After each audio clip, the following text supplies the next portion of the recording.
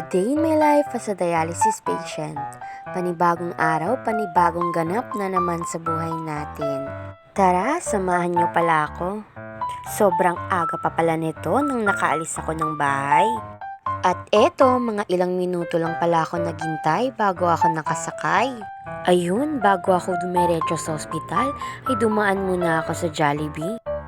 Jollibee, baka naman. Sa ilang taon kong pagdadialysis, ay sa Jollibee na talaga ako bumibili. At eto, nakarating na pala tayo sa ospital. Naka-red pala ang mima nyo ngayong araw. May activity kasi. May ganap kasi kami ngayong araw. Nang dumating na pala ako ay umakyat muna ako sa taas para magpalista ng pangalan ko. At eto, inahantay ko muna yung mga kasama ko. Magkakaroon kasi ng gift giving ang mga social worker intern para sa mga hemodialysis patients. Nang dumating na pala sila ay umakyat na kami para mapaghandaan. At eto, nire-ready na pala nila ang ibibigay nila sa mga dialysis patient. Kahit simple lang yung binigay nila, ay kitang-kita mo talaga sa mga mata ng mga dialysis na ang saya-saya nila. Kaya maraming salamat talaga mga social worker intern. Hello daw pala, sabi ni Sir Taro. At pagkatapos pala nila ibigay yung regalo nila, ay nagkaroon pala sila ng intermission number. At syempre, hindi tayo magpapahuli dyan. Kasama din tayo.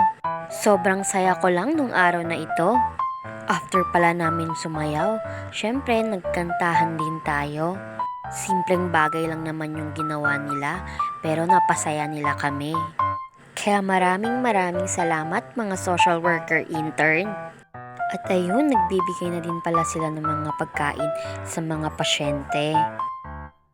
At syempre, nang natapos na pala ang activity namin, ay ako naman ang susunod na isasalang. Sobrang happy ko lang talaga ngayong araw. Tinatanong din ako ng nurse kung ano daw yung ganap namin kanina.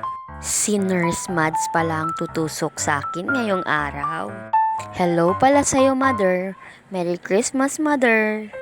Habang hinahanap niya ang ugat ko, ay nakikipagtsikahan muna ako sa kanya.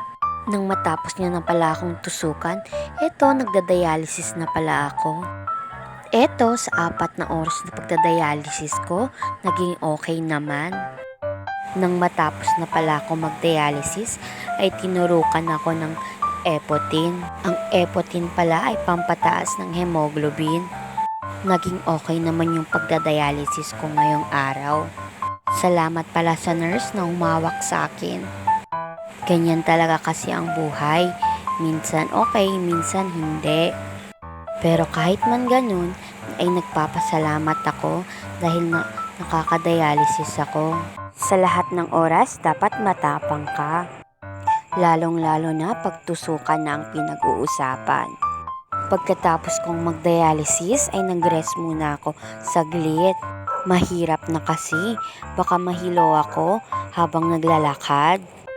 Pero syempre, hindi muna ako umuwi. Sinamahan ko muna ang aking BFF. At syempre, bago kami umuwi ay kumain muna kaming dalawa. At pagkatapos pala namin kumain ay nagsigayak na kami. At eto, umuwi na pala ako. Nakisabay na pala ako sa auntie ko. Thank you pala sa palibreng sakay, auntie. At least, nakasave ako ng pamasahe ko. At hanggang dito na lang ulit. Bukas ulit. Salamat!